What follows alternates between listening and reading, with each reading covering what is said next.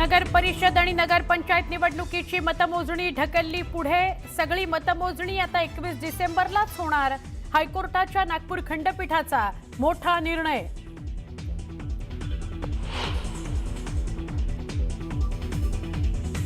निवडणूक आयोगाची पद्धत चुकीची, मात्र कोर्टाचा निर्णय मान्य करावाच लागेल। तर ही सगळी पद्धत योग्य वाटत नाही। कोर्टाच्या निर्णयानंतर मुख्यमंत्री देवेंद्र फडणवीस यांचं विधान।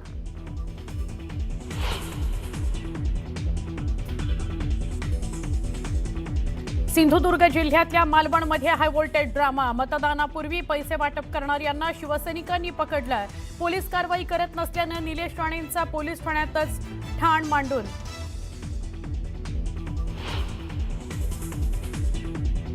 एकनाथ शिंदेंनी मालवणमध्ये पैशांच्या बॅगा आणल्याचा वैभव नाईकांचा गंभीर आरोप। वैभव नाईकांच्या आरोपामुळे कोकणच्या राजकारणात एकच खळबळ।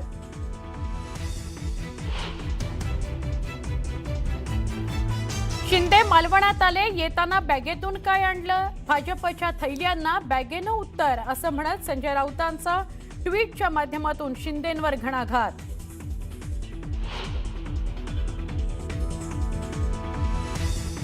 बदलापूरमध्ये शिवसेना आणि भाजपच्या कार्यकर्त्यांमध्ये राडा। पोलिसांकडून परिस्थितीवर नियंत्रण।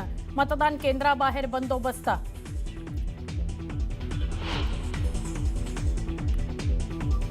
हिंगोलीमध्ये आमदार संतोष बांगर यांचा व्हिडिओ व्हायरल।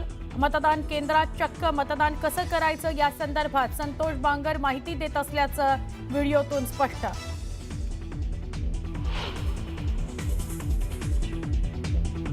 मुंबईतील रामी हॉटेल ग्रुपवर आयकर विभागाचे छापे। जवळपास 30हून अधिक ठिकाणी एकाच वेळी छापेमारी। कर चोरी प्रकरणात छापेमारी सूत्रांची माहिती।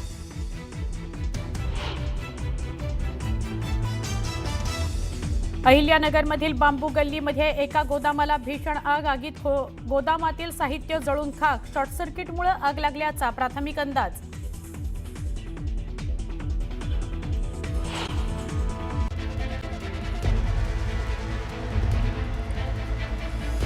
काही तांत्रिक व्यत्यय येतोय, मात्र पुन्हा एकदा आपण प्रशांत यांच्याशी संपर्क साधण्याचा प्रयत्न करूया।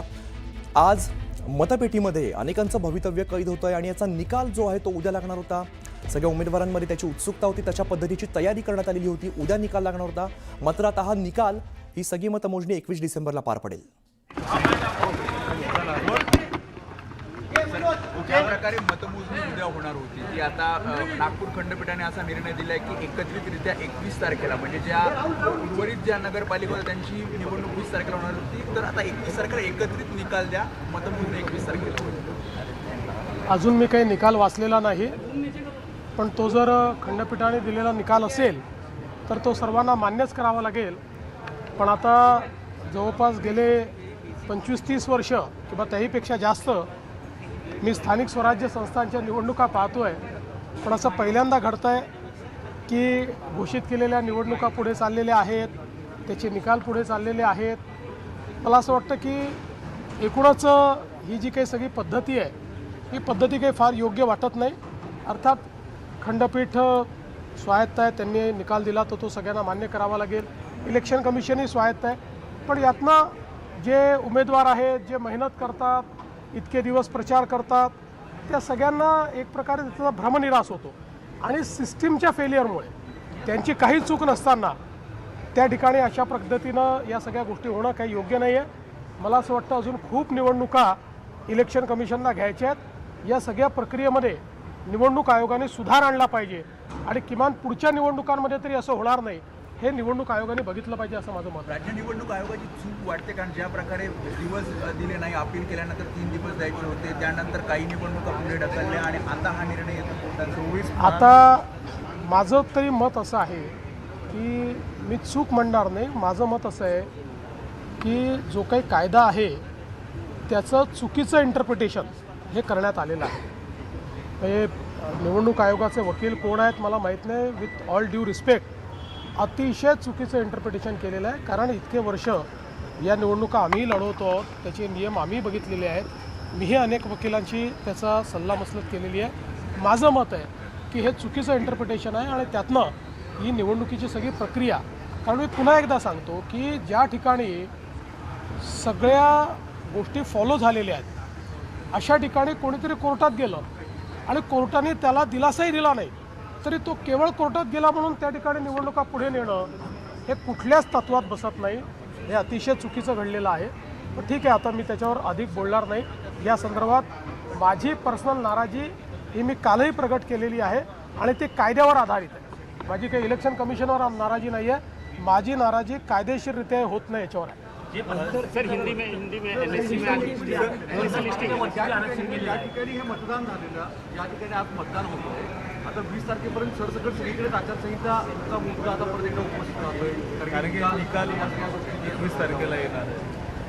आता ते परत इलेक्शन कमिशनने ठरवायचं आहे. पण केवळ 24 ठिकाणी निवडणुका व्हायच्या आहेत म्हणून 284 पैकी सगळी मतमोजणी पुढे करणं हे मला तरी योग्य वाटत नाही. पण ठीक आहे, मी त्याच्यावर यापेक्षा अधिक बोलणार नाही. कुंभमेळा पार पडतोय आणि या ठिकाणी आपण या कार्यक्रमाला उपस्थित आहे.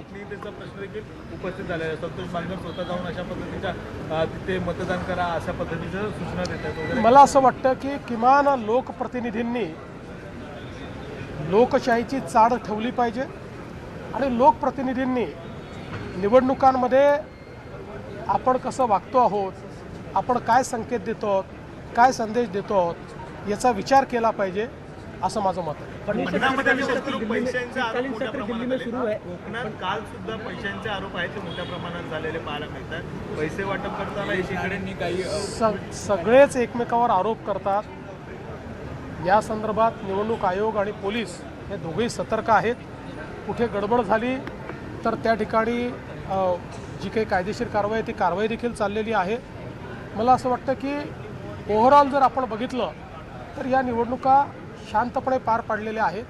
काही ठिकाणी टेन्शन आहेत, काही ठिकाणी अतिशय टोकाचे मतभेद देखील झालेले आहेत. होणं योग्य नाही आहे, याचा सगळ्यांनी विचार केला पाहिजे. एनएससी में आज लिस्टिंग हुई है गोदावरी क्लीन बॉन्ड को लेकर, क्या हिंदी में समझा? मुझे बहुत खुशी है कि हमारे प्रधानमंत्री मोदी जी हमेशा ये कहते हैं कि हमारे म्यूनिसिपल कॉरपोरेशंस ने बॉन्ड मार्केट एक्सेस करना चाहिए. और आज नासिक म्यूनिसिपल कॉरपोरेशन ने जो नासिक और त्र्यंबकेश्वर में कुंभ मेला होने वाला है उसके चलते क्लीन गोदावरी बॉन्ड्स आज इशू किए हैं. और मुझे इस बात की भी खुशी है कि ये जो बॉन्ड्स है ये 4 टाइम्स सब्सक्राइब हुए, 4 गुना ज़्यादा सब्सक्राइब किए गए हैं. एक प्रकार से जो म्यूनिसिपल कॉरपोरेशन है इसमें इन्वेस्टर का विश्वास इस माध्यम से दिखता है.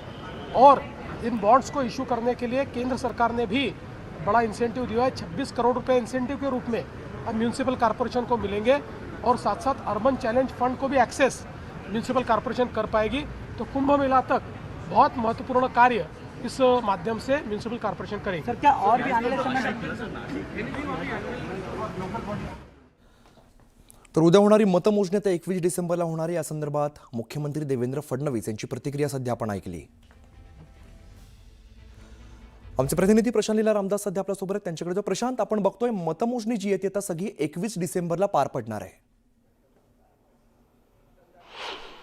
बरोबर आहे अमोल. ज्या पद्धतीने बघितलं आपण, सुप्रीम कोर्टामध्ये या संदर्भात सुनावणी होती, स्थानिक स्वराज्य संस्थेच्या संदर्भात सुनावणी होती आणि या सुनावणीमध्ये निश्चितपणे राज्य निवडणूक आयोगाला अधिकार दिले होते. आणि राज्य निवडणूक आयोगाने ज्या पद्धतीनं अकस्मातपणे निर्णय घेतला आणि साधारणतः आज होणाऱ्या मतदानाच्या 1 दिवसापूर्वी ज्या पद्धतीनं निवडणुका पुढे ढकलल्या, त्या सगळ्या निवडणुकीच्या संदर्भात नागपूर खंडपीठापुढे म्हणजे मुंबई उच्च न्यायालयाच्या नागपूर खंडपीठापुढे आज सुनावणी झाली. आणि त्यांनी म्हटलं की सर्व निवडणुका जरी पूर्ण होत असेल तर उद्या होणारी जी खास करून जर बघितलं आपण, उद्या होणारी जी मतमोजणी आहे ते देखील पुढे ढकलण्यात आली आहे. आणि महत्त्वाचं म्हणजे साधारणतः या संदर्भातली सुनावणी आता औरंगाबाद कोर्टात देखील आहे. या प्रकारच्या सर्व याचिका विविध कोर्टात दाखल झाल्या होत्या.